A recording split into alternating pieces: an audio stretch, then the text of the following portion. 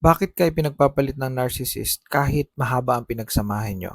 Let's say for example, isang dekada o kulang-kulang isang dekada o sobra isang dekada kayong magkasama. No?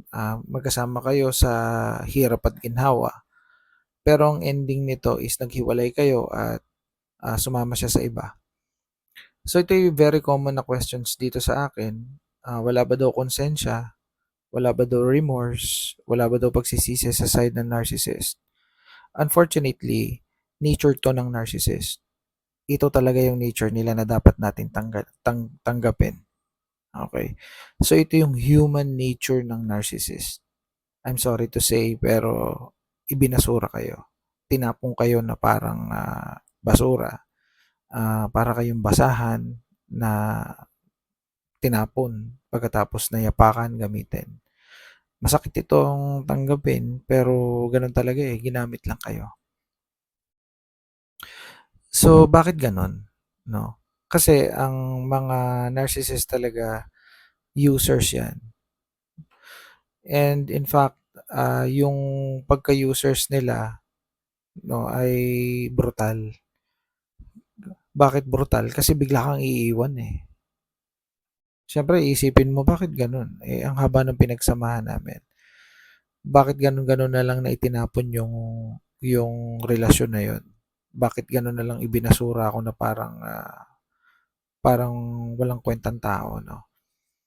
It's because kapag kasi hindi ka na nagse-serve no, doon sa kanyang purpose, yung kanyang gusto sa buhay, yung kanyang gustong marating ay i-discard ka na talaga, no?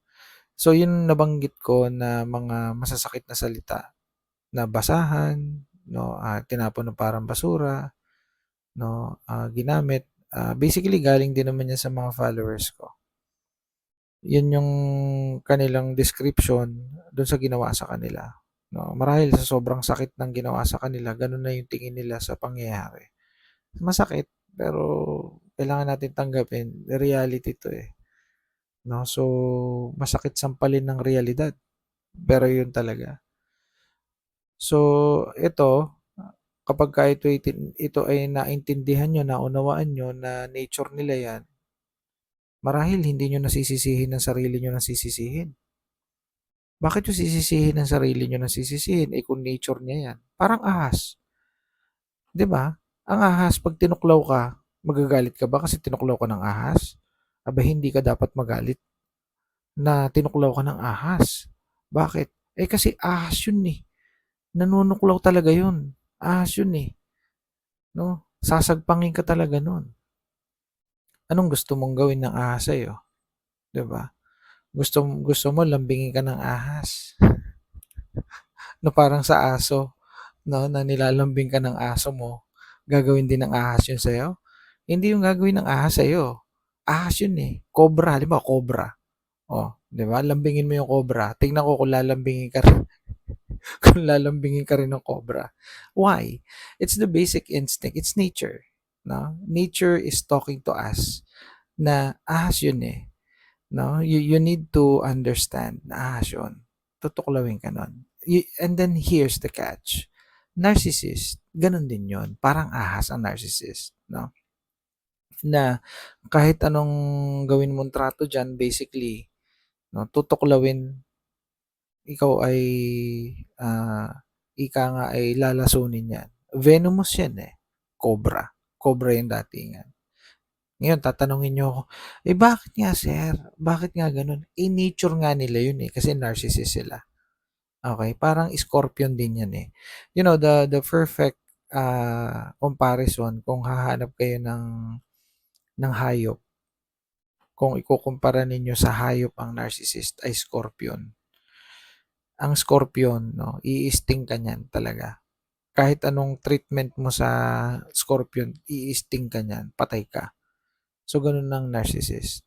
Kaya kahit pa ganun kahaba ang pagsasama ninyo, kahit sobrang daming kabutihang ginawa mo sa narcissist, baliwala lahat yun. No? Ngayon, wag mo nang sisihin. Ulitin ko ha, wag nyo sisihin yung sarili nyo. Kasi it's not you. It's him. It's not you. It's her. So yun yung nature nila. We need to understand that. And then ito, makatutulong ito para sa healing journey nyo, para mag-heal kayo, para makapagsimula kayo muli. And then, ganun talaga ang buhay, no? Kahit anong talino natin, nabibitag tayo ng narcissist because we are only human with emotions. So yun. See you in my next content. Bye for now.